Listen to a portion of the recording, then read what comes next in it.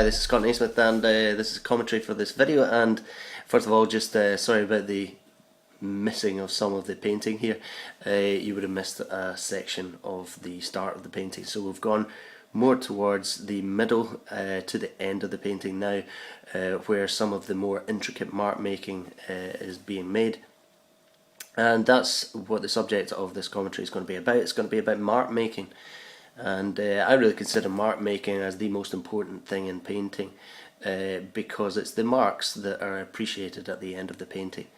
I like to think of painting a picture as not creating a painting or a picture out of paint.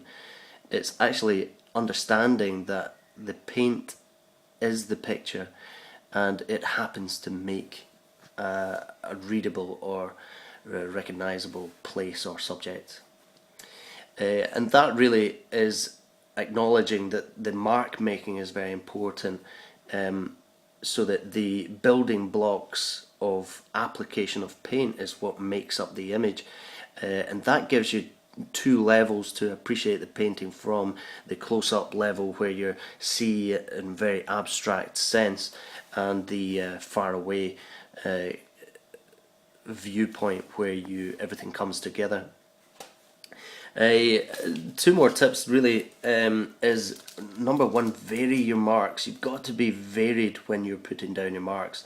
You don't want to bore the viewer, and that's really to create a movement, an atmosphere, and real sort of dynamic feel to the painting. If I make reference back to Seurat, who was Georges Seurat, was a pointillist painter, and his marks were all the same. He made his paintings out of small dots of colour, which were all the same size, and this was a process by which you could mix the colour optically. By when you stand back, the colour mixes into mixes of the different points that were made.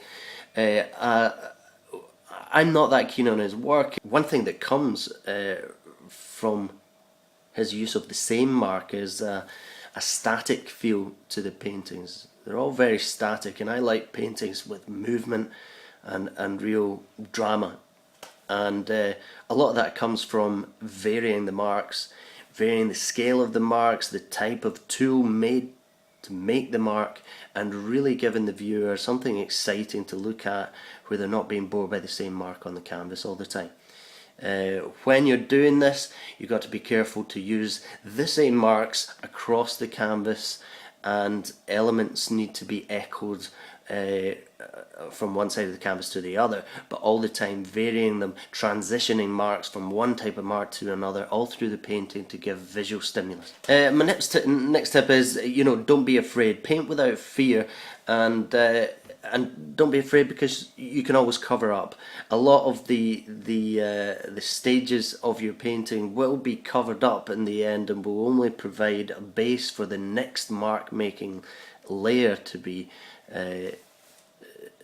expanded upon. So you're going to be covering up a lot of that anyway, so paint without fear. Some of the best marks are made very, very quickly, and this only comes with experience and painting on instinct. Almost the best marks being painted without really thinking about it. Okay, thanks for watching the video. Tune in to the next one. You can subscribe to the channel or follow me on Twitter or Facebook. Thanks a lot.